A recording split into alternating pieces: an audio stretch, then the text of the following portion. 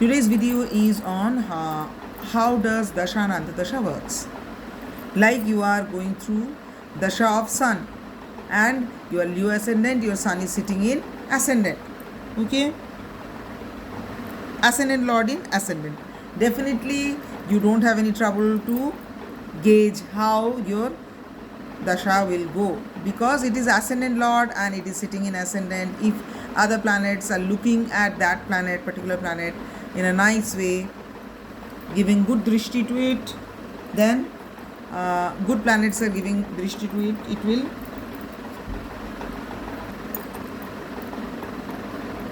but if you are a Leo, your 7th lord Saturn Mahadasha is starting and your Saturn is debilitated in 9th house, that is Aries. How to see what will be the impact of your dasha? You have to consider your 9th house, that is Aries, where Saturn is sitting during Saturn Mahadasha, as ascendant. This is one way.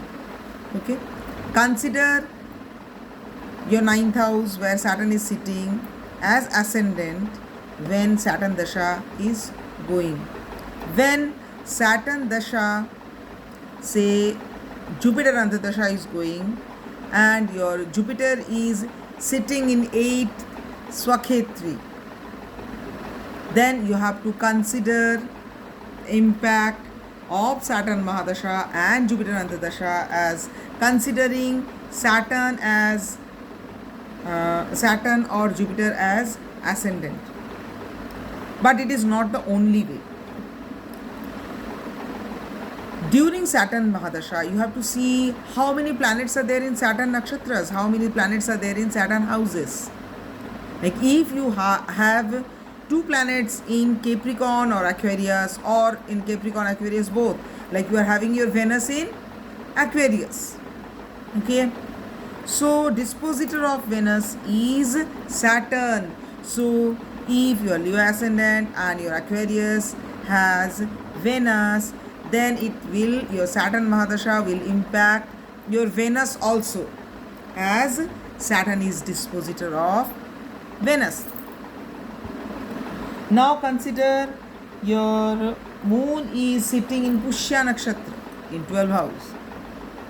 Pushya is a nakshatra of Saturn. So your moon also will be impacted during the Saturn Mahadasha. Why? Because moon is sitting in Saturn nakshatra. So it's very complicated. This is Saturn Mahadasha, your Saturn is debilitated. Oh my God, what is going to happen? No, it's not like that. You might be having very good position when you consider Saturn in Aries as ascendant lord. You might be, your planetary position might be very good, which is giving it a good impact during Saturn Mahadasha, irrespective of Saturn being debilitated. Understood? So you have to consider that as ascendant. During dasha and antardasha, you have to consider which house it is governing. Like Saturn is sitting in 9th debilitated, but Saturn is lordship, it is carrying the lordship of 6th and 7th house. So it will impact your 6th house, impact your 7th house, impact your 9th house where it is sitting. Okay, so 3 houses it is impacting. And if Venus is sitting in Aquarius, which is dispositor is Saturn, then Venus is also impacted.